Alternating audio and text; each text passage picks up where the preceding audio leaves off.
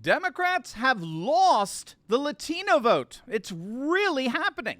We're going to look at what's becoming the Democrats' worst nightmare come true. We're going to see what's behind this mass defection. And make sure to stick with me at the very end of this video when I'll reveal what it all means for the future of the Democrat Party. You are not going to want to miss this. Greetings, everyone. Dr. Steve here with you. Great to be with you. As always, I am your daily fake news antidote. So come on into your Patriot Professor's Den. We're helping you to think better so you can feel better in these crazy and turbulent times. So if you haven't already done so, you know what to do. Make sure to smack that bell and subscribe button. Before we begin, gang, what do you think of this cool shirt, huh? The Great MAGA King. Can't quite see that bottom, but, well, you don't want to see that. But anyway, it's one of my all-time favorites, and you can get yours simply by clicking on the link below and visiting our amazing merch store with the best designs in the world. This is a great way to both support this channel and spread Patriot hope far and wide. We always need your support, and our merch store has an awesome line of Patriot gear that makes that support really count. We got tons of punchy and fun designs, but they're not going to be around for long, so don't wait. Get one for yourself. Get one for the Patriots in your life. Hey, get one for the graduates in your family. They're going to absolutely love you for it. Click on that link below or go to store.turleytalks.com. That is store.turleytalks.com. All right, gang, let's dive right in here. There's a very interesting special election, what some are even calling a game-changing special election, going on in southern Texas in the Rio Grande Valley. It's a special election for a congressional seat once held by a Democrat who has resigned what he thought was a relatively safe blue seat.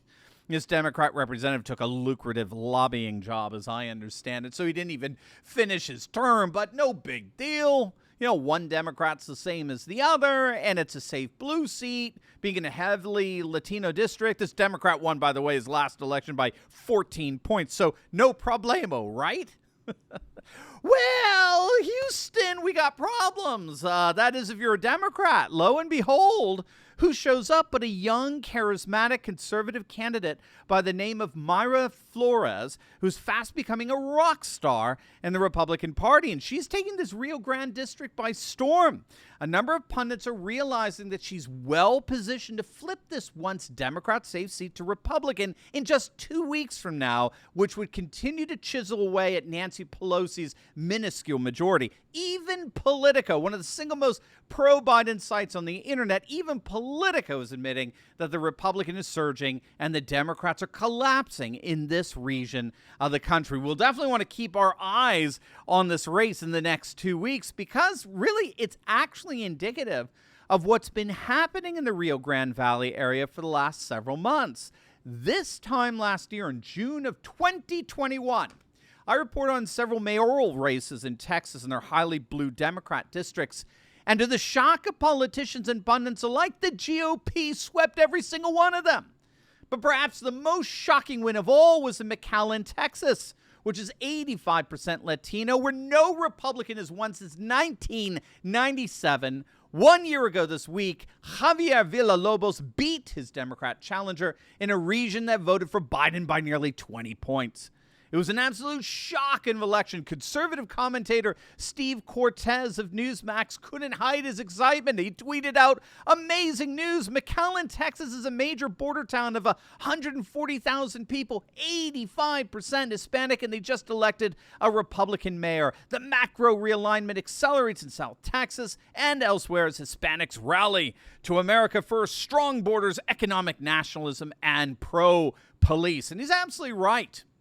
Back in November of last year, a Texas House seat in a San Antonio district that is 73% Latino that voted for Biden by 14 points flipped for a conservative Republican, a flip that represented a 15-point shift towards the Republicans in that district alone. And on the same day of that election, a record number of Latino voters voted for Republican Glenn Youngkin in Virginia, who beat out the Democrat Terry McAuliffe by nearly 10 points among Latinos.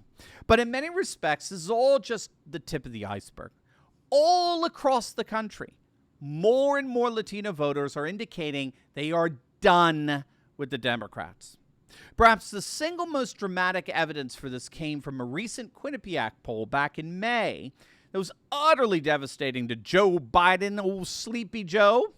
The poll had Biden looking at his lowest polling of his presidency. He clocked in at an utterly desperate 33% approval. It was about as bad as it gets for a sitting president. But when you dug into the numbers, that Quinnipiac poll found that Biden's lowest approval numbers were actually coming from Hispanics. His approval among Latinos was just 26%. It represented a 10-point drop from the last poll taken back on April 6th that found he had a 34% approval rating among Hispanics. Now, we've been talking about this phenomenon for some time now, but every major study out there shows that Hispanic voters are actually the single most conservative bloc, the most conservative demographic in the nation. They're the most pro-life. They're the biggest supporters of traditional marriage. They are the most densely religious. And as it turns out, they're very nationalistic and patriotic. And they want a president that's going to boldly defend our borders, our culture, our religion, our way of life. And so they've become, as a voting bloc, more and more attracted to MAGA Republicans, as we've seen with the border districts in the Rio Grande that have traditionally voted Democrat. But they're now swinging way to the right and voting solidly Republican. And one study in particular found that pro-life position of the Republican Party is the single major incentive among Latinos, moving them away from Democrats into the GOP. Again, we have to remember that a relatively recent Public Religion Research Institute survey found that on average, Latinos are more pro-life than whites.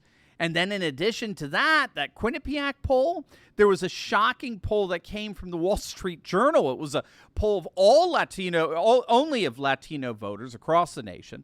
And it found that if the election were held today, 44% would vote for Biden, 43% would vote for Trump, a totally unprecedented 50-50 split that promises a political earthquake in the next cycle of elections. We've simply never seen anything like that. And again, that poll was taken before the collapse in support for Biden over the last couple of months among Latinos. We can only imagine what it is now. So there's no question we're seeing a massive political paradigm shift happening among one of the key constituents of the Democratic Party, which then raises the question, can the Democrats win without Hispanics? And the answer to that is, generally speaking, no, they cannot. Can they win San Francisco without Hispanics? Sure.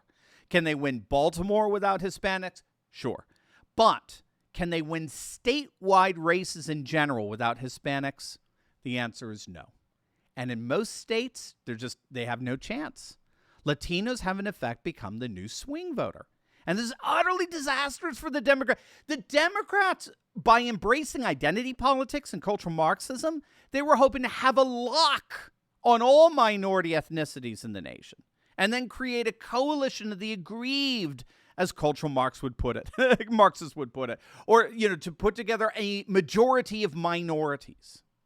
But now Democrats are finding that they actually have to fight to keep Latinos in line, as it were. And that's preventing them from being able to expand their voting base into the Republican voting base. It's actually completely the other way around. The ultra-MAGA GOP is attracting all kinds of historic constituents among the Democrats. The white working class voter, Latinos, black males, non-college grads, Asian voters. They're all beginning to defect away from the Democrats, which of course promises to spell electoral disaster in the midterms and, yes, even beyond. Now, before you go, you will definitely want to check out my latest video I just uploaded on the media's Ukraine narrative crumbling as Russian forces advance throughout the region. You are not going to want to miss this. Even the media is admitting that they got it wrong. It's unbelievable. So make sure to click on that link, and I'll see you over there. God bless.